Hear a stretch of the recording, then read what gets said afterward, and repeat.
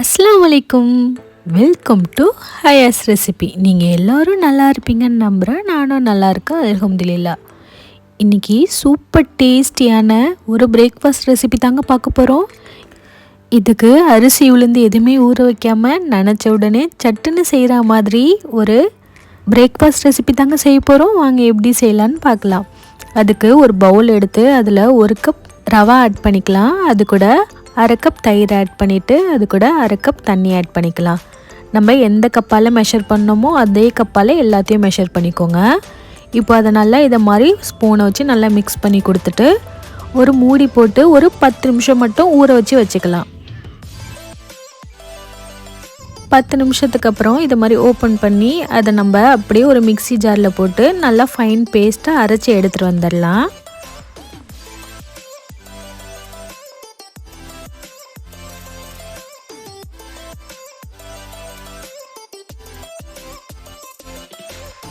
இந்த அளவுக்கு நல்லா ஃபைன் பேஸ்ட்டாக அரைச்சி எடுத்துக்கோங்க. நம்ம அரைச்சி எடுத்துகிட்டு வந்த மாவை அப்படியே ஒரு பவுலில் மாற்றிக்கலாம். இப்போது அது கூட 1/4 டீஸ்பூன் ஆப்போ சோடா ஆட் பண்ணிக்கலாம். அது கூட 1 டீஸ்பூன் உப்பு ஆட் பண்ணிக்கலாம். இப்போது இந்த சோடாவையும் உப்பையும் நல்லா மிக்ஸ் கொடுத்துக்கோங்க. உங்களுக்கு இப்போ கொஞ்சம் கட்டியாக இருக்கிற மாதிரி தெரியுது பாருங்கள். அதனால் கொஞ்சமாக தண்ணி ஊற்றி அதையும் நல்லா கலந்து எடுத்துக்கலாம்.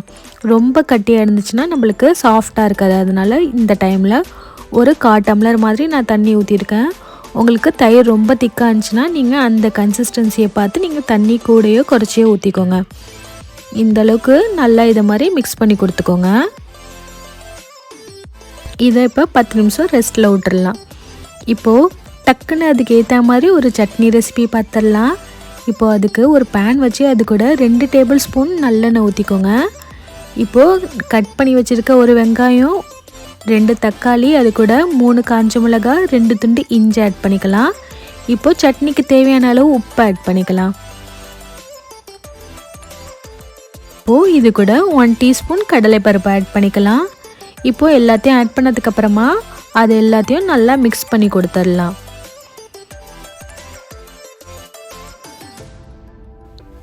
இதை மாதிரி நல்லா கலந்து விட்டதுக்கப்புறமா தக்காளி வெங்காயம் எல்லாம் நல்லா வதங்குற அளவுக்கு மீடியம் ஃப்ளேமில் வச்சு நல்லா வதக்கி எடுக்க போகிறோம். இதை மாதிரி இடையில கலந்து விட்டுட்டு நீங்கள் மீடியம் ஃப்ளேமில் வச்சு நல்லா வதக்கி எடுத்துக்கோங்க. இந்தளவுக்கு வதங்கினதுக்கப்புறமா லாஸ்ட்டாக கொஞ்சமாக மல்லிக்கீரையும் கருவேப்பிலையும் ஆட் பண்ணி ஒரு கலரி ஸ்டவ் ஆஃப் பண்ணிவிட்டு அது ஆறுனதுக்கப்புறம் அப்படியே ஒரு மிக்ஸி ஜாரில் ஆட் பண்ணி நம்ம அரைச்சி எடுத்துகிட்டு வந்துடலாம். நல்லா ஆற விட்டு அரைங்க. அப்போ தான் நம்மளுக்கு சட்னி டேஸ்டியாக இருக்கும். ரொம்ப மையாக அரைக்காமல் இதை மாதிரி கொஞ்சம் கொரப்பாக அரைச்சி எடுத்துகிட்டு வந்துட்டு நார்மலாக கொடுக்குற தாளிப்பை கொடுத்துடலாம். இப்போ நம்மளுக்கு சட்னி ரெடி ஆகிடுச்சி. இப்போ நம்மளுக்கு ஊத்தாப்பம் மேலே தூவுறதுக்காக கொஞ்சமாக கேரட்டை துருவி எடுத்துருக்கேன். அது கூட சின்னதாக கட் பண்ணி வச்சுருக்க வெங்காயத்தையும் இதை மாதிரி கலந்து எடுத்துக்கலாம். இப்போ நம்மளுக்கு 10 நிமிஷத்துக்கு அப்புறம் மாவு நல்லா சூப்பராக ரெடி ஆகிடுச்சி. இப்போ நம்ம எப்படி சுடலான்னு பார்க்கலாம். இதை மாதிரி சின்னதாக ஒரு நான்ஸ்டிக் பேன் எடுத்துக்கோங்க. அது ஹீட் ஆனதுக்கப்புறமா ஒரு கரண்டி அளவு மாவு ஊற்றி அதுக்கு மேலே நம்ம கட் பண்ணி வச்சுருந்த கேரட்டையும் வெங்காயத்தையும் இது மாதிரி தூவி விட்டுக்கோங்க. இப்போது நெய்யை சைடில் இது மாதிரி ஊற்றி விட்டுக்கோங்க. இதை அப்படியே மூடி போட்டு ஒரு 30 செகண்ட் மட்டும் மூடி வச்சுக்கோங்க. இப்போ நம்மளுக்கு அழகாக நல்லா ப்ளஃபியாக வந்திருக்கு பாருங்கள். இந்த டைம் நம்ம அப்படியே திருப்பி போட்டுடலாம். இது சுடும்போதே அவ்வளோ வாசனையாக ரொம்ப ஃப்ளேவர்ஃபுல்லாக இருந்துச்சு. கண்டிப்பாக ட்ரை பண்ணி பாருங்கள்.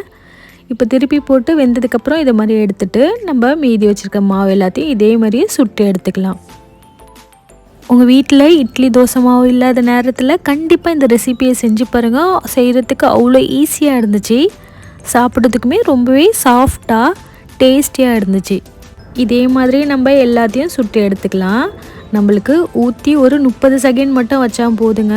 நம்மளுக்கு அழகாக ப்ளஃபியாக வந்துடுது. 2 சைடும் இந்த மாதிரி திருப்பி போட்டு எடுத்துட்டா சூப்பரான இன்ஸ்டன்ட் ஊத்தப்பம் நம்மளுக்கு ரெடி ஆகிடுச்சுங்க.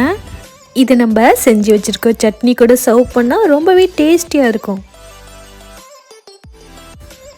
இப்போ நம்மளுக்கு சூப்பர் சாஃப்டான பஞ்சு மாதிரி இன்ஸ்டன்ட் ஊத்தப்பம் ரெடி ஆகிடுச்சு. கண்டிப்பாக இதை மாதிரி ட்ரை பண்ணி பார்த்துட்டு எப்படி இருக்குன்னு சொல்லுங்கள்.